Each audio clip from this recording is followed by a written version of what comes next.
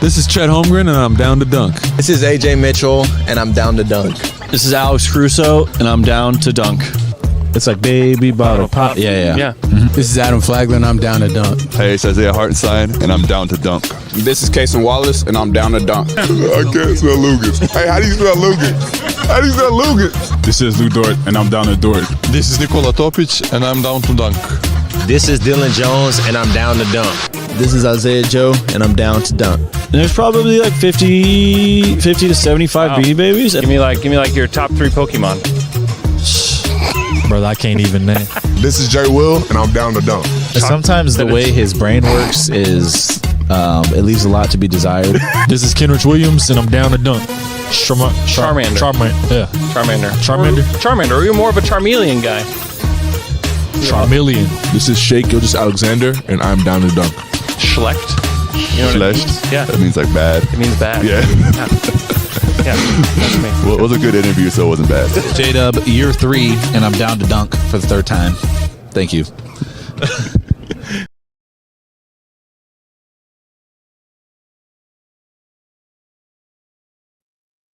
Well, good evening.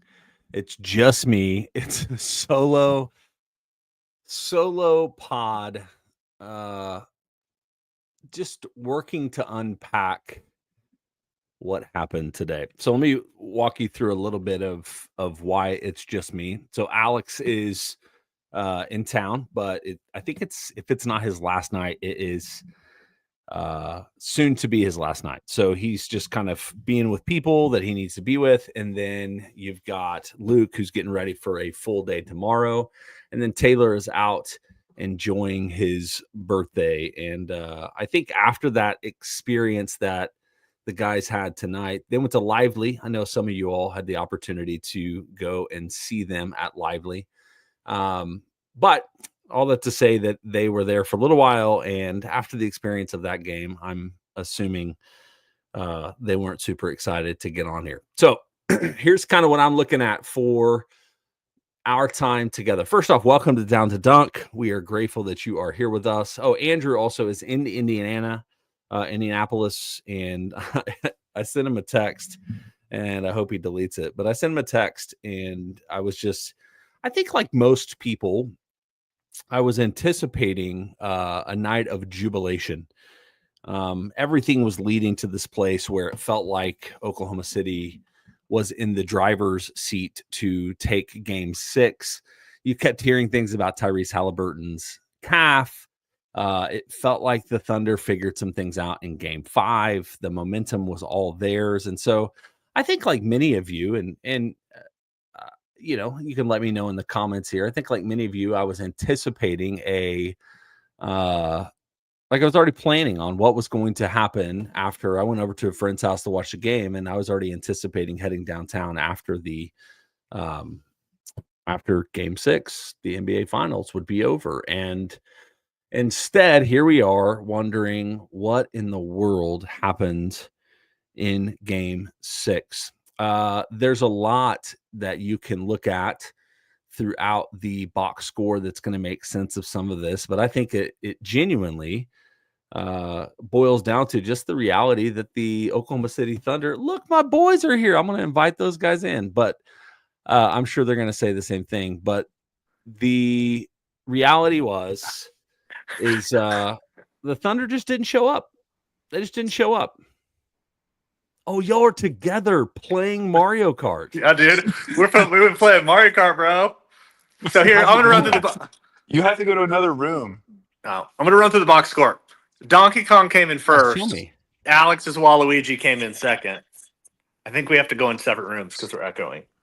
Yeah. So at what point in the game did you all go home, and what point did you start playing? Okay, Mario so Kart? we did leave at halftime, but that was more because I was remembering back to 2012 Game 6 Western Conference Finals, down to the Spurs. I was at a bar. They were down like by 16, and so I decided to leave, and I went home, and then they won. Everything was great. So I was like, I'm going to try to recreate that. And I learned pretty quickly in the third quarter that wasn't going to happen. And so I would say probably 7 minutes left in the third quarter. Yeah. We fired up the Switch, Fired up the Switch, got some Mario Kart going, and it was really good. and then I checked back in once, and it said Dylan Gabriel or not Dylan Gabriel, Dylan Jones checks in. I was like, okay, all right, we're good. We're good. We didn't miss anything. It was like a comedy of errors. It was so bad that I can't even like the whole way that second quarter ended, finishing with Siakam hitting that random jumper. Like it was so bad that like I can't even be mad. It was just stupid. So what do you take from this? Like, how do Nothing. you? Nothing. I didn't even finish watching the game. It was over. There's nothing to take from it. So how many Nothing. minutes? How many minutes should Jay Will get in Game 7? Game Because I seven. think let me check real quick. Let me see the plus minus. Yeah. Let me know what his plus minus was. That might change my opinion. All right. Well, let me look at it just a second. Oh, he was a plus 13, so tied for the lead. Oh wow. Okay. Him and Yeah. AJ Mitchell. So something to build on. Dude, it was So is there any one thing you can pinpoint? Like I was just blown away by how apathetic they looked from the beginning. I mean, it starts with the turnovers for me. Like they not just the turnovers, but the turnovers turning into so many points so quickly. I mean, they had 5 turnovers quickly. Like Shea had 3 turnovers within like the first couple minutes of that game. He had 8 turnovers in this game. Oh my god, they had 21 as a team. Like that kind of stuff. It's so frustrating because obviously the Thunder do that to every other team, and you know that the Pacers are capable of that. And it feels like these teams have been going back and forth throughout the series, having these types of games where they cause a lot of turnovers. And for the Thunder, game 1 they like couldn't convert, and then game 5 they did convert, and Pacers just blitz them so quickly in this game. I mean, the first 5 minutes were fun. You know, that was really fun. Felt like teams were pretty evenly matched. Pacers were missing their threes. I was like, okay, this is going to be a fun game. And then I think they hit like 4 threes in a row. But even at the end of the first quarter, I was still like feeling really good. Yeah. And it was just that second quarter where everything. Well, it was when Shea went to the bench, and it wasn't necessarily because of that, but I think the Pacers went on like a 9-0 run, like seconds after he goes to the bench, and then it started to feel like an avalanche. Well, Yeah. and even I was kind of waiting because they were down by 20 at the end of the first half. I think they were down by 20, and you came out and you thought, okay, well, or actually it was 22. Sorry. So let's see what happens. And they went out, and it felt like they got. I think at one point the Pacers started out the second half 0 of 8 from the field, but the Thunder matched them for being 0 for. I think they were 0 for 6 at the same time, and so it was like if the Thunder were playing even remotely normal offensively, they probably are around the 15 to 14 point range, which gets to where you start to think that maybe it's something that the Thunder could kind of close that gap going to the fourth quarter. But man, they just offensively, it was unbelievable how bad the Thunder were. Has to be one of their worst offensive games this season. I'm looking at Cleaning the Glass. So it has their offense overall for the game at 89 points per 100 possessions, second percentile. Let's look at half court. Oh, this is actually interesting. In the half court, Indiana was actually worse. Indiana was 74 points per 100 possessions. So Thunder defense was there, but they got killed on putbacks. Their own half court offense was terrible, 81.7. And then they just got murdered in transition. Some of these numbers I'm looking at, I've never seen the numbers this high. Like Indiana's percentage of their plays that were transition, 23%, which is in the 95th percentile. Points per play on those transition plays, 150 points per 100 possessions. Like it just everything flipped. It felt like from what we saw in game 5. So much of this series has felt like the Nuggets series, and like it just felt like this is gonna go 7. Like this is just we're tied. We just need to win the next one. Like we can't just dwell too much on it. Dwell, because we just got to get ready for the next one. And that it's gonna be home. We're gonna hit. Our players are gonna hit. I think shoot better, and I think they're gonna shoot a little worse. And we just got to bring it. It's gonna come down to that game, and a lot of the series has mimicked the Nugget series, and hopefully next game does too. See, I didn't even remember what the Nuggets series was in Game 6. I know they lost. Correct. Let me see if I can pull that up. I got it for you. They lost 119-107. Oh, it was the Julian Strother game. Oh yeah. Oh yeah. I mean, yeah, a pretty bad performance by OKC. Not as many turnovers in that game as they did. Yeah, they didn't get blown out like this. Shea had 8 turnovers. I know. Yeah. I mean, I could look it up, but I don't know the last time I've seen Shea have that many turnovers. Yeah, I'll look that up real quick while you guys kind of talk. What else? Anything else in the game that you're like? If you're going to have a good takeaway, a positive takeaway, I think the defensive performance was good enough. It was good enough. If they get this, if they just had that defensive game in Game 7, and their offense just has a normal game, I think they're fine. But the offense was just so bad in this game that it kind of wiped out anything they were doing on the defensive side. Like, let me see what they're. Yeah, like they shot under 60% at the rim. Obviously, the threes were like miserable. Yeah, Shea had 8 turnovers one time this season, and it was November 6th against the Nuggets. Yeah. I mean, okay. Now I'm flipping. Now I'm like, okay, here's some positives. Pacers only took 8 corner threes. They only took 5 in Game 5. So it does feel like that part of the game, OKC's gotten a lot better at. They've gotten much better at limiting those corner threes, which that was killing them. I mean, that is one of the reasons they lost Game 1, because they were 10 of 16. The Pacers were from the corners. They shot slightly better on non-corner threes, but like the Pacers didn't shoot amazing from 3 tonight. I mean, it felt like they did during like the important part of the game, and maybe that is how it actually went if I go back and look. But they shot under 36% for the game. So I don't know. I just think you have to throw out this offensive performance.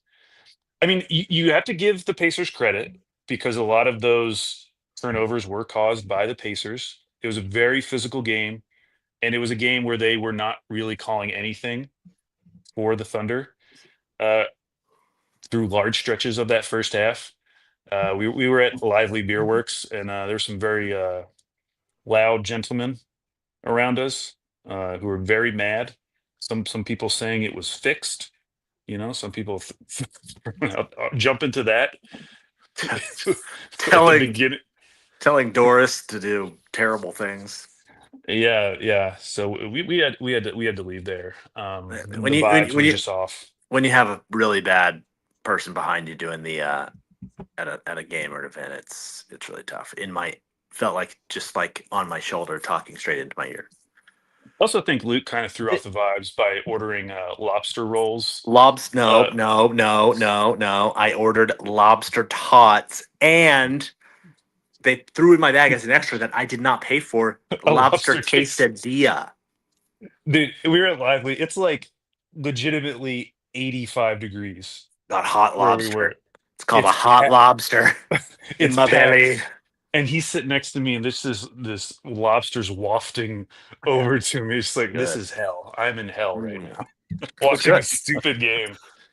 It was good. Miserable. It was Cousin's Maine lobster. It was good. Which makes sense why you're like, hey, let's just head back to your place. Yeah. We tried to convince Taylor, but he wouldn't. He wanted to stay out probably because his birthday. His birthday got ruined tonight. They ended up at the Jones Assembly. Damn. I think it was a similar vibe by that point. Once the fans realized that a miracle comeback wasn't happening. Yeah, I gave it about 3 minutes into the fourth quarter before I was like, well, that's it. And Wow. you know, Okay. also like Ben Shepherd hit that 3 to go up 30 at the end of the third. I was just like, all right, well, Yeah. this is it. And probably I could have called that halfway through the third quarter, but it just is a bummer. Like I said, I kind of said this maybe before you guys got on, as I had already kind of formulated how the night was going to go in my mind in celebration of this monumental moment. And now it comes back down to game 7. And Luke, I'm with you. I have a lot of confidence in the way this team plays at home. Offensively, they're just night and day difference, and that's been proven. And it's probably like if there's one thing that has been more of a reminder of their youth, is that the way they the way they play on the road versus at home. Like it's so night and day difference, which probably has something to do with the youth or something that would be a part of that. So the challenging thing though is when you get to game 7, it's like they could just have a hot shooting night, you know? Yep. Yeah. They're also gonna walk into like the one. loudest building on the planet. People it'll are be going loud, to be but wild. It'll be very loud at the start. But if And OKC so anxious. But if OKC does not get off to a quick start, it's going to be obvious in the arena quick, like the vibe, like the energy of the crowd. You will feel it. So they really have to get off to a quick start. I mean, going to game 5, I feel like a quick start was inevitable based on how the crowd felt. So hopefully it feels that way in game 7. But it's terrifying because it's one game. I mean, we've seen this team have miserable shooting performances. They had another one tonight. Especially like not even the final percentage, but just so many games where they will start out like 1 of 11 from 3. They come back from big like losses. They have to. I'm so tired. They haven't lost two games in a row, all playoffs. So that's part of it. They, I think they lost to the Nuggets, they lost to the Pacers. But other than that, they've won all their other games at home. I mean, there's a lot of things that would make you feel confident if you're Oklahoma City, but it's just one game. Yeah. Like it's just, there's no telling. Like Alex has been talking about shooting variance from the beginning of the series. I'll be right back. We still haven't really seen that. Not like a wild variance game. Yeah. I mean, I'm sure this game was a big time shooting variance game at half, and by the end of the game, it didn't even out, but like it wasn't like the Pacers shot 50% in this game. But I'm sure if you looked at just the first half stats, it was a huge shooting variance game. I think the Thunder were one of, 12 or something going into the third quarter. It just is. It is, and it's disappointing, and it's just this reminder that this team is still. They're not the finished product that I think that Sam and this organization really wants them to be, because you just have this ability, because you're a 68-win team. And honestly, the Thunder played maybe 1 or 2 games like this all season. And to see it multiple times throughout the playoffs, it just is about as irritating and deflating as humanly possible. It's like outside of, I'm trying to think of through the regular season, the Lakers game at the end of the season, the Bucks game, and the the cup final, the cup. Yeah. But other than that, part of the reason they had such a killer point differential is because they really didn't get blown out, but a few times all season. And so it's just to see this happen. You saw it against the Wolves. You saw it against the Nuggets in that game 6 as well. And it has been mirroring that Nuggets series. It just felt so different in game 5 because it felt like the Thunder really figured some things out. Because even though they got within 2 there in the fourth quarter, like the Thunder were in control of that game for 99.9% of it. And game 5 against the Nuggets was the game where Lou Dort's 3 threes over the course of like 3 minutes is the only reason they even came back. Right. It took a monumental effort by those guys. And in game 5 for the Pacers, it just felt a little bit different. So, one of the big changes that Murray Thorpe mentions this in the comment section. And this is just where we've seen kind of throughout the playoffs is Mark's kind of slow to adjust on the fly. Because you have Rick Carlisle, one of the things he did tonight, and I actually mentioned it to a buddy I was watching, it was like, they're not picking up full court tonight. And one of the things that they did that was very different is they saved their energy for half court defense.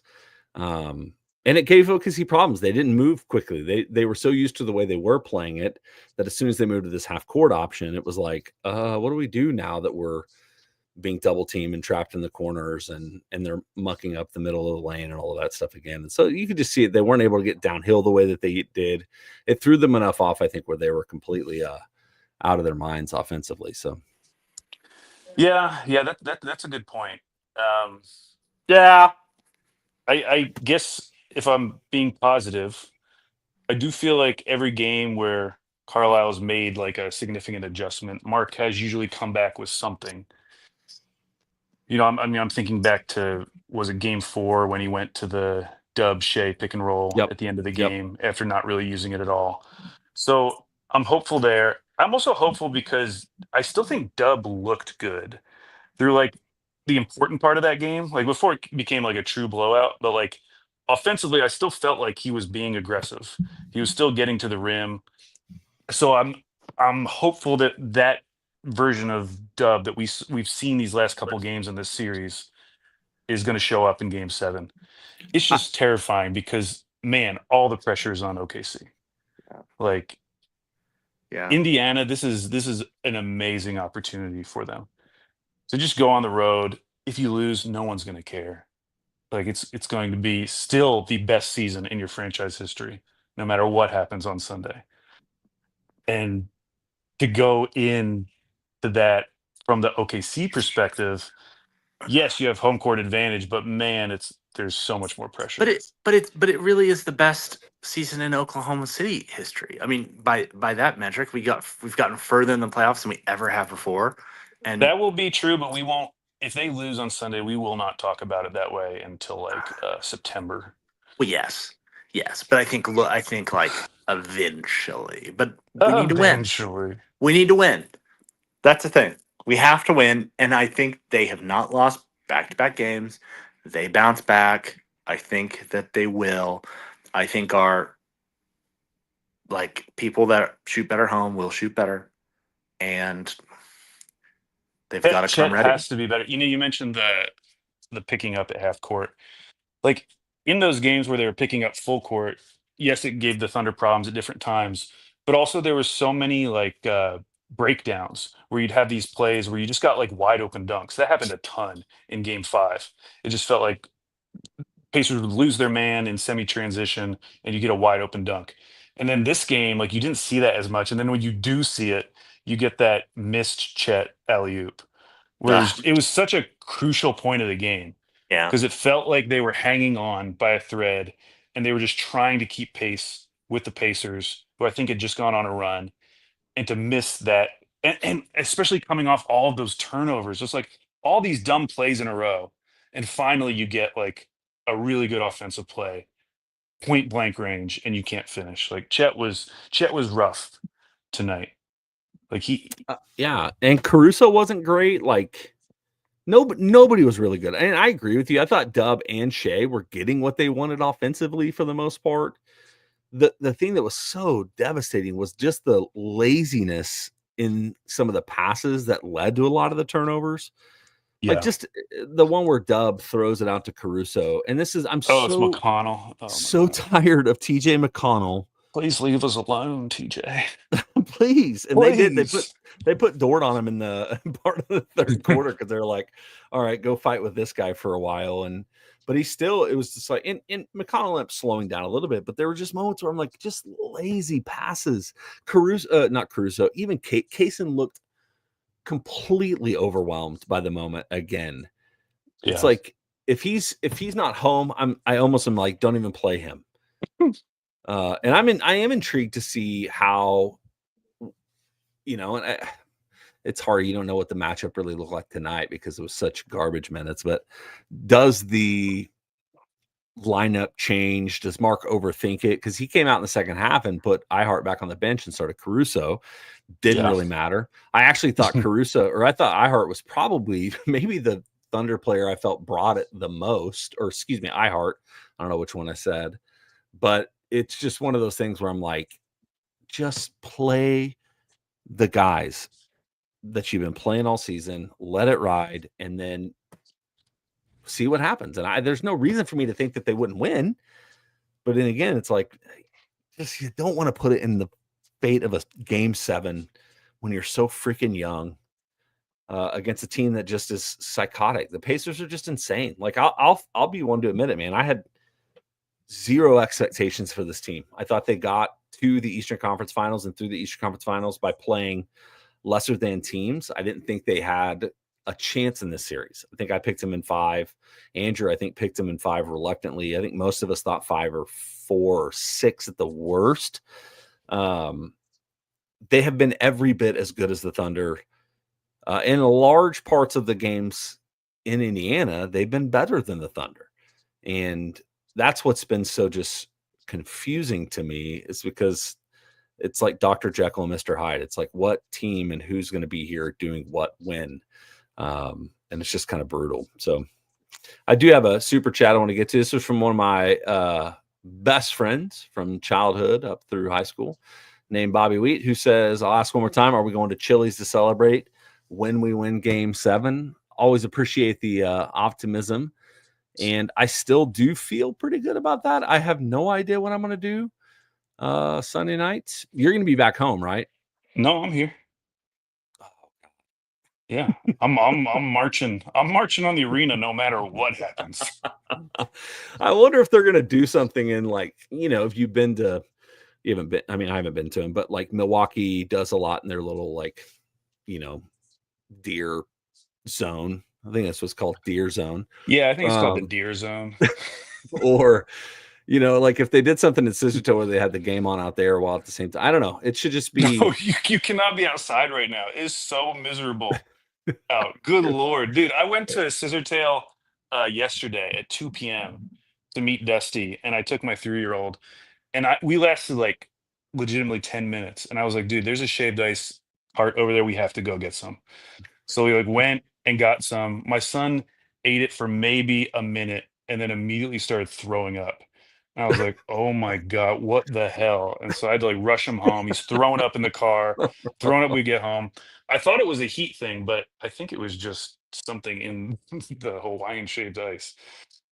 Puked all over another person's kitchen that we went to later that night. He's fine now. He's happy, all in between the puking. But did your wife come?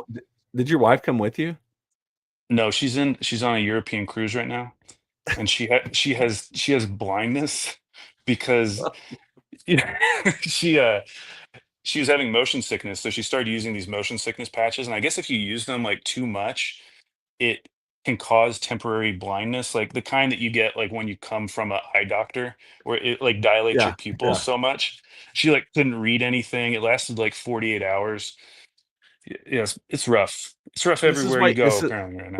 This is why you don't travel. This is why I don't travel. Yeah. Let's just stay at home, people. I'm serious, though. This weather sucks so bad. The humidity is... I woke up this morning, and I knew what kind of day we were in for because I walked out into my living room. All of my windows were, wet on the outside.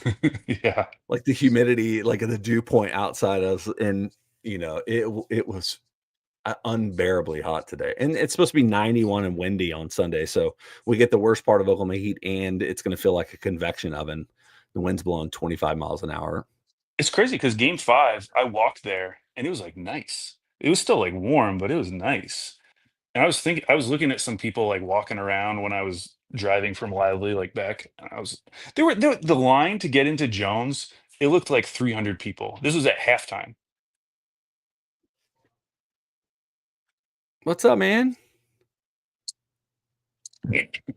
Can't hear him at all. I don't know what he said. Oh, he said that lobster roll's ripping through me. Who could have predicted that? Who could have predicted having a lobster roll when it's 85 degrees out, 80% humidity? So, Alex, I appreciate your. Well, number one, man. I hope your son stays better. I hope these next few days are some good ones. Don't go outside though. Go back to the Science Museum. It's about the only place to be. Yeah, today we went to the art museum. They have a whole kids room. Took up 3.5 hours. Boom. Perfect. Easy. Perfect. Free. Perfect. I think I'm gonna hit the Science Museum up again. Yep. Science Museum is incredible. May Don't I go to the say. zoo. Don't go to the zoo. My mom was trying to get me to go to the zoo. She's like, "We'll just go at 9 a.m." I was like, "When it's like 85% humidity and 80? No."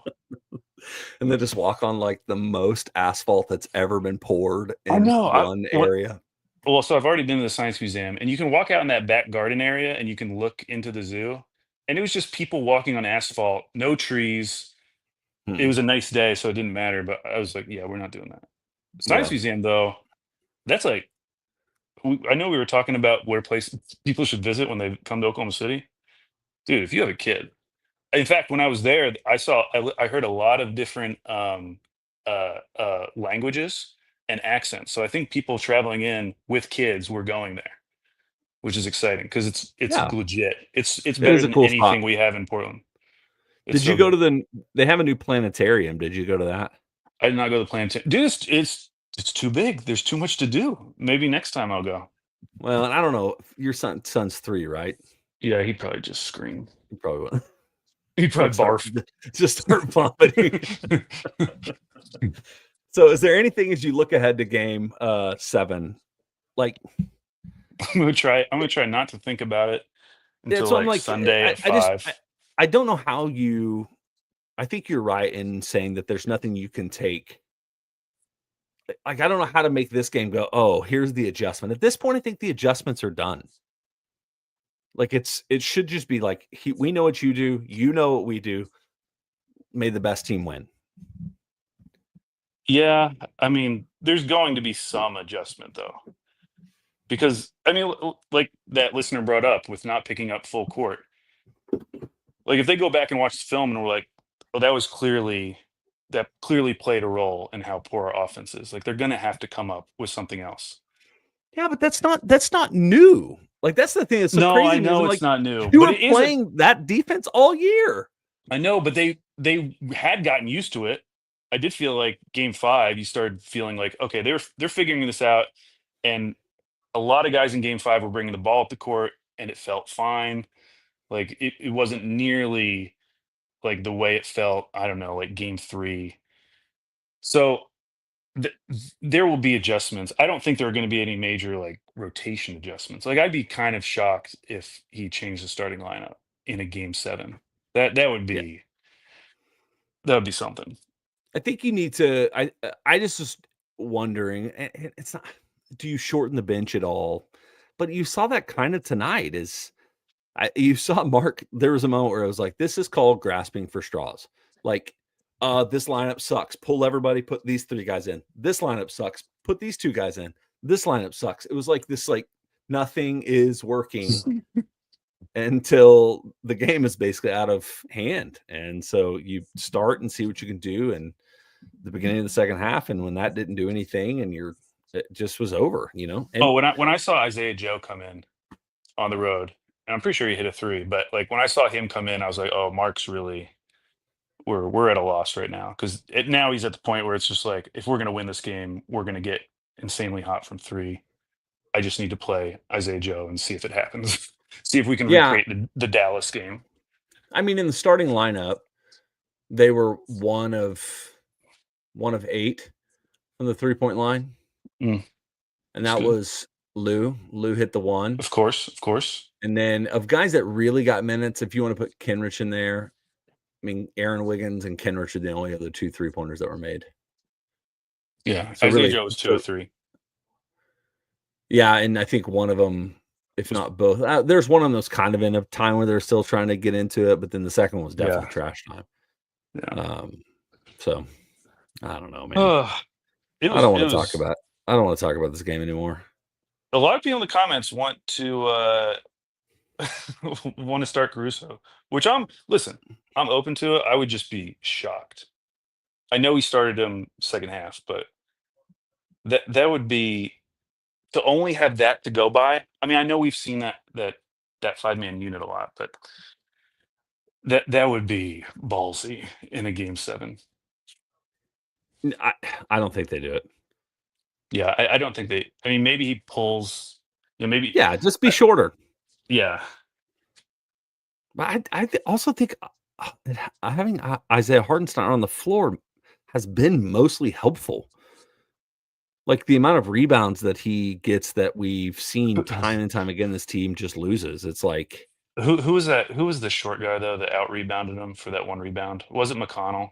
yeah, of course it was McConnell. God, that was bad. McConnell had 9 Well, he rebounds. out rebounded and then got him on the. Did he really? Oh no, he did. He had 9 rebounds. 6 assists. Dude. He out rebounded. Yeah, every single player for the Oklahoma City Thunder. He's so good. Can't believe how good he is. Who did he hit that spin move on? I think it was Kaysen. Like backed him down to the paint. Spin move, easy bucket. And he looks there's moments when he's in the mid range where it looks like Chris Paul, because I always remember Chris Paul, like, man, he just felt automatic in the mid range. And now in this series, it feels like TJ McConnell does not miss when he pulls up in the mid range. He's so small, it doesn't make any sense. It doesn't make any sense why he makes those those jump shots. He gets in the lane among dudes that are 7-8 inches taller than him and elevates and hits it over them almost automatically. It's enraging, man, watching him play. Like, it'd be awesome if he's on my team, but I don't know. There's no way. It's game 7. You have to feel confident with Oklahoma City, but good Lord, I don't want to do this. Also, the playoffs are so long.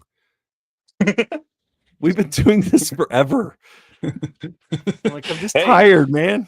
Hey, man, we're about to get some good ratings, though. Okay, all those ratings freaks that love talking about, oh, this is the lowest rated game 2 since 2002 or whatever. Hey, get ready, because we're going to get some ratings game 7. Yeah, and collectively, game 7. hey, 7-game series, that alone, going to get you a lot. So I think everyone should be happy. This is, I mean, from a casual perspective, this has been one of the more entertaining finals I can remember. It's been I mean, obviously 2016 was more entertaining, but since then, I think this is the best. Has to be. What's the? I was actually. Was the 16 the last one that was game 7? I think it was. Yeah, because somebody posted. You won't want to hear that stat, but I think in the last 20 years there have been 4 game 7s, and the road team has won every one. It was like 2013 Heat. I forget the other ones. Cool, man. But yeah. Cool. Lobster roll past. Lobster roll past. He's already diving back into salt and vinegar Pringles. Bring the flavor. The real. You're not staying over there, are you? No, I am in the guest bedroom though. There you go. All right. Well, y'all got some more Mario Karting to do? Staring at all his comics. Those comic books. I know. Luke's got a great spot. Are you still working all day tomorrow, Luke? Yeah, he is working all day tomorrow. That is wild. Okay, so you're here Sunday. When are you flying back? Well, it's supposed to be Tuesday, but at this point, it's like, okay, if they win on Sunday, I definitely want to go to the parade. I have a feeling the parade won't be as soon as Tuesday. Maybe it would be, but I'm flying out that day. And then we get into the draft. What day is the draft next week? Is it Wednesday or Thursday? Wednesday night. Yeah. It's Wednesday. So now I'm like, oh, I should just delay my trip to like Friday to make. At the very least, I could go to the draft party, and if they win, I could go to a parade. Which is a great little side. If you're in Oklahoma City Wednesday night, we're gonna have a draft party at the Jones Assembly.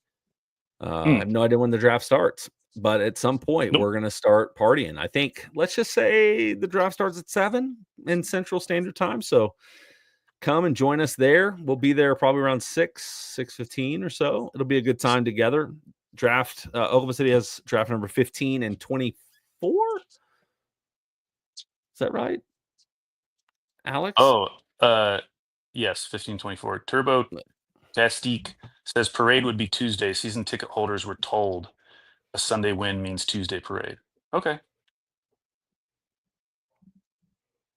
Because it'd be wild is if you did a Wednesday parade, Wednesday night draft party. Yeah, that'd be too much. But also, we shouldn't talk about the parade. It might not happen. Because Sunday could be the worst night of our lives. Okay. Could be. Can't believe it's going to a game 7. God, I'm trying to think. I mean, obviously, if I can somehow scrounge up a ticket, I would go, as uncomfortable as it would be. But I don't think I can be in public if I'm not at the game. I don't think I can be in public. I think I have to be in a dark room. I think I'm watching by myself.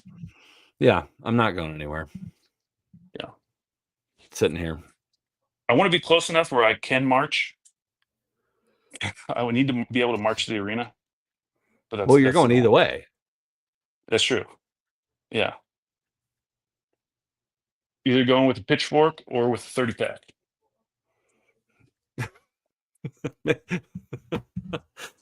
Maybe both of those for either way. All right. Well, that's all I have. I don't want to talk about this game anymore. So, a lot of people want us to talk about Chet. I mean, Chet falling asleep during his interview. People are really pissed about Chet. I understand. He did get blocked shooting a 3. That was bad. Got blocked by Miles Turner. Listen, Chet offensively, it's been I would say up and down would be generous. He clearly has abilities as a 7-footer that we would like to unlock. You know, there's not a lot of 7-footers who move like him or even attempt the shots that he attempts. Should he be attempting them right now in the NBA Finals? I'll admit, hasn't looked good. I still think like fully unlocking his potential. I mean, you remember what he looked like at the beginning of the season before he got hurt. Like, I do think there is a good offensive player in there beyond just like a play finisher, you know, but that part of his game clearly isn't ready yet. And when he's looked bad, it's just him forcing it. And to be fair, like I felt Shea was forcing it a lot tonight too. Like there was one play in particular where he shot like a mid-range fadeaway along the baseline where I feel like he was like triple teamed or something. But that was just how the offense looked all night. So Chet was awful. He absolutely was. I still think he is like a generational defender.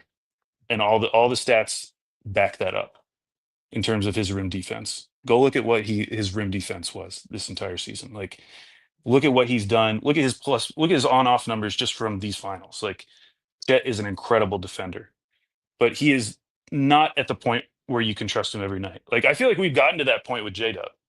We've gotten to the point where like I'm starting to feel pretty confident in J-Dub night to night. And yes, it's only been like these last 4 games or whatever, but I'm really starting to feel good about J-Dub night to night.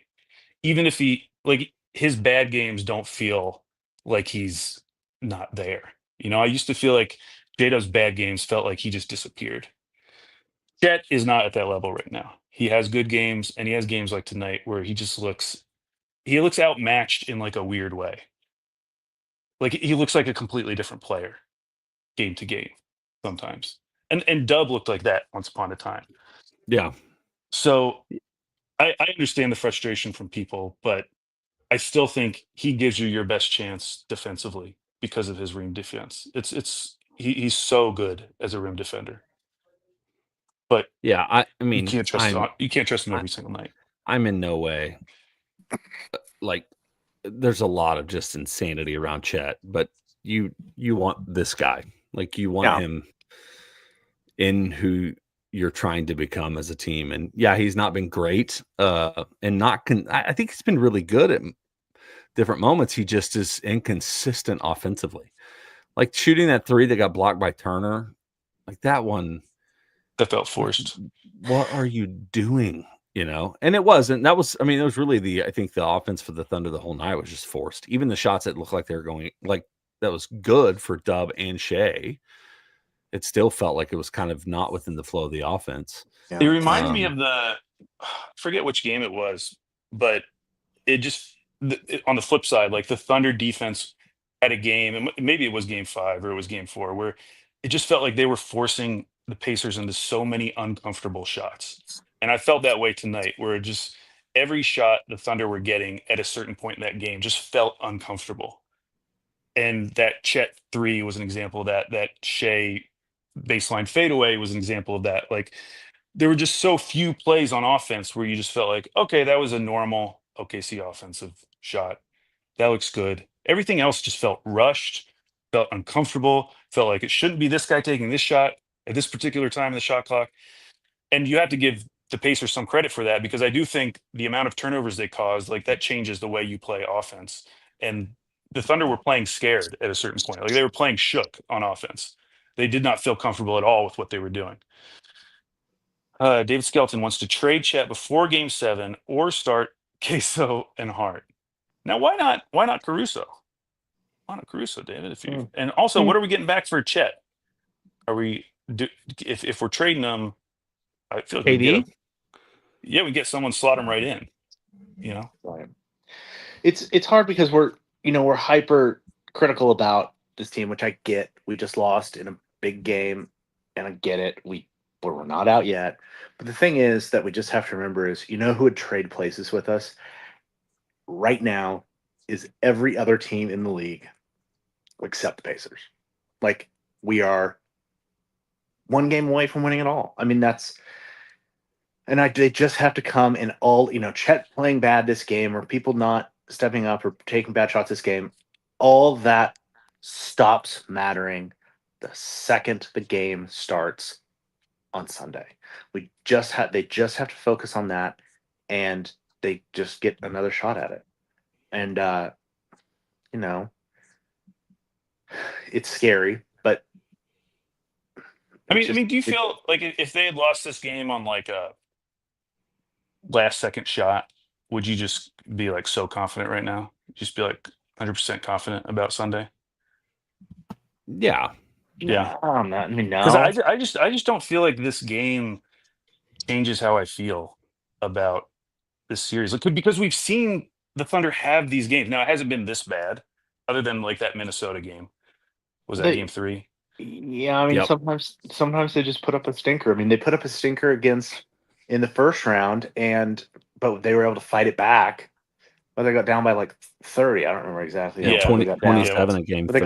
They got down a lot and should have lost that game, but we're able to do it back. And now in these ones, every now and again they put up a stinker, but they don't really do that twice in a row. I just don't think you can't index too hard on one game, because that's what's been happening this entire series. After every game, I mean, after Game 1, we were all thinking, I mean, you had it already in the back of your mind, like, oh my gosh, did they just blow it? Is this the Denver game, except it's going to turn for us? Like, is this the one we're always going to regret? And then Game 2, they come out and kill them, and it's like, okay, we're good, everything's fine. Game 3, it flips again. So they've had. What was the Steve Nash quote that you utilized a couple podcasts ago? Every time you win in the playoffs, it feels like you're never going to lose again. Every time you lose in the playoffs, it feels like you're never going to win again. And I think that's just what a lot of Thunder fans feel right now, because it was so bad. But for whatever reason, and I would like to think that it's honestly experience, like this team being in situations they have never been in before outside of these playoffs. I mean, like a Game 6, Game 7, that type of feel. I guess they did have the game against Dallas, but they've shown us that they have these terrible games in them.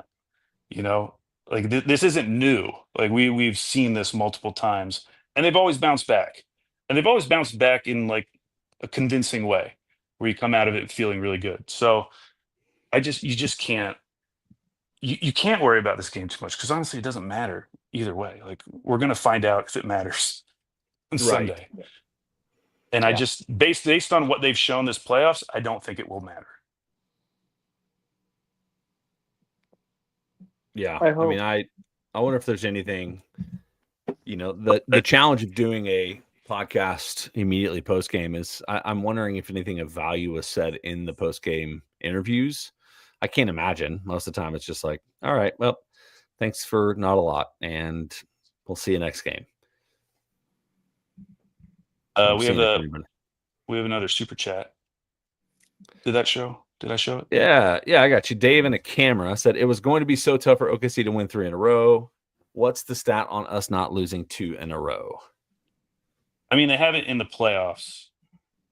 I think the last time they lost 2 in a row was in April, so it's not like it was that long. I think there was. Here, I can tell you really quick. The last time they lost to, it was at the end of the regular season. They lost I remember those games at Houston, and then they lost that first Lakers game. Remember that first Lakers game where the Lakers shot like 50% from three, and all the talk after that game. Yeah, I thought it was all falling apart. Yeah, but if you look over the season, they lost 2 games in a row twice. That one, and then once in November against Dallas and the Spurs. Oh yeah, the Spurs game.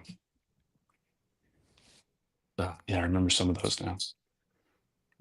Yeah, so it's happened, but they're a 68-win team, so it's obviously not happened that often. All right, anything else from you guys? It's gonna be so loud on Game 7. It's gonna be nuts in there.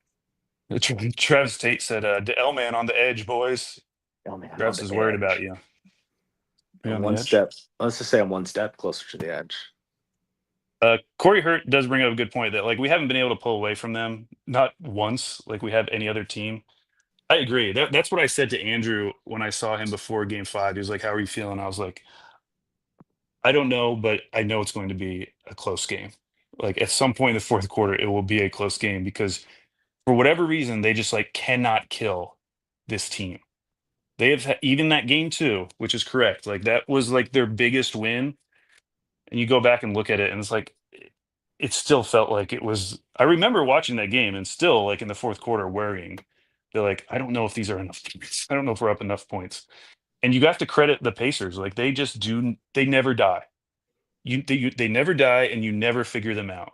You might think you figure them out, but you don't. I think it would be understandable after Game 5, and it felt like a lot of the national media felt this way. Oh, this series is over. OKC has figured them out, especially once you have that back-breaking loss in Game 4, and then you lose on the road in Game 5. It's over for them. But this Pacers team, man, they're special. They are legitimately special, and they're special in a way that I've never really seen in my lifetime. I just never seen an NBA team like this that makes the finals and is just. I mean, it's closer to what we talk about in March Madness, like a Cinderella team. It feels more like that than any NBA team I could compare it to. They're pretty special to watch, and Carlisle's done a fantastic job, and they have a lot of the vibes that you look at for the Oklahoma City Thunder as well, as far as the togetherness, the way they play when they're in their zone.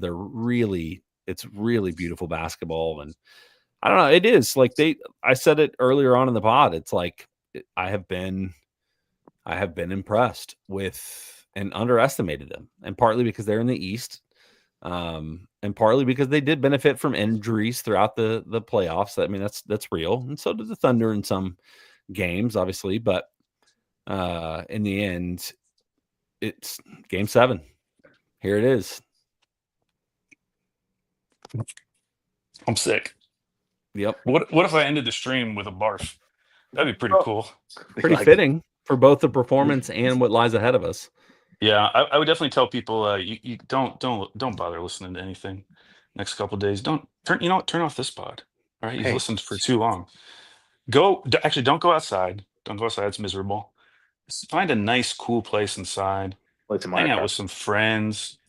Play some Mario Kart. Don't think about the series all weekend because it'll mess you up. You just gotta wait for Sunday. Wipe the slate clean, especially if you're going to the game. It's gonna feel so awesome when you go in there. Crowd is going to be hype. Is going to be amazing, that atmosphere for the start of that game. And I feel like you'll have a pretty good idea within the first 5 to 10 minutes, whether it's going to be Denver Game 7, where they just kind of blitz them and blow them out, or whether it's just going to be kind of another game that we've seen in the series, which is kind of back and forth, or the Thunder are playing well, but they're not up by as much as you think they should be up. That's how a lot of these games have felt. I feel like we'll know pretty quickly in that game. Yep. First case in 3, Game 5 is going to make me feel amazing. Here's the question: Wiggins 3. Can I miss work on Monday? I wonder if I can. I want to. Yeah. You need to call out no matter what happens. Regardless. Oh God. I can't. No. Oh God, I can't. Are you looking at your schedule right now? Yes, and I can't call out. I gotta go to work. I gotta go to work.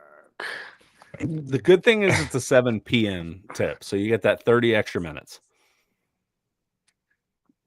Okay. So to do what? Drink? Yeah. No, for the L man to be home a little bit earlier. Oh, okay. I can sleep in, but not much. I just wouldn't honestly even plan on going to sleep. Any like good luck charms you got going for this weekend? Anything you can think of? We could all collectively do maybe. I been wearing this shirt every game. I wore it. Okay. First game I wore it was Game 7 of the Nuggets game. So, or the Nuggets series. So I've been wearing that. Burning that tonight. Got to torch it tonight. No, but I normally don't wear the hat. I think the hat was the issue tonight. Just sitting butt naked watching Game 7 in the dark. Whatever it takes, guys. Oh, it'll be All fun. right. Well, it will be fun. Oh, no, Jay. Jay, what happened? Wait, Jay's the only one who can stop the stream. We don't even have there's no way for us. Okay, he's back. Jay, we can't stop the stream without you. Jay, we thought you were about to we were going to do a marathon stream all the way to Game 7. Never sleep, never stop potting. All right. Well. So we will have a Friday pod tomorrow, right? No. Nope. Andrew's in. Oh, we won't. Okay, because Andrew's think so. Not in the morning. Andrew's having went to Indiana. Shout out to Andrew. Imagine having to get on a plane. Oh, I might see my favorite team win their first championship, and then you got to sit through that, and then you got to board a plane and come back with a whole bunch of other people that felt the same way. Although maybe I bet some Pacers folks are going to be heading to Oklahoma City too after that. So yeah. Well, hey, what was up with that? Somebody posted a tweet in Thunder Reddit that was like, based on ticket sale data, 1 in 5 people at Indiana tonight are Thunder fans. I don't think that was true. I was looking at the crowd. I started counting them. I did see Brickman. He was behind one of the baskets. Shout out to him. But it definitely was not 1 in 5. Okay. Our crowd's going to be amazing. They're going to stand all 48 minutes. We're going to have the flags going. We're going to have our clappers going. Yeah. We're going to do everything we can do. Yeah. And the thing I would encourage people out there, don't let a sports team get you down. Okay? Hey. There's so much more in life. Go have a good weekend and then check back in on Sunday. Add me on Mario Kart World. Let's race. What's your handle? It's you just have to tweet me or blue sky me because it's a bunch of numbers I don't know. Oh, like 16. Yes, they do matchmaking weird. But well, we'll see after Game 7. Andrew might have some content for you this weekend. Remember to check that out and support the people that support us. And that's all I got. So y'all have a great rest of your terrible Thursday evening. See y'all. See ya.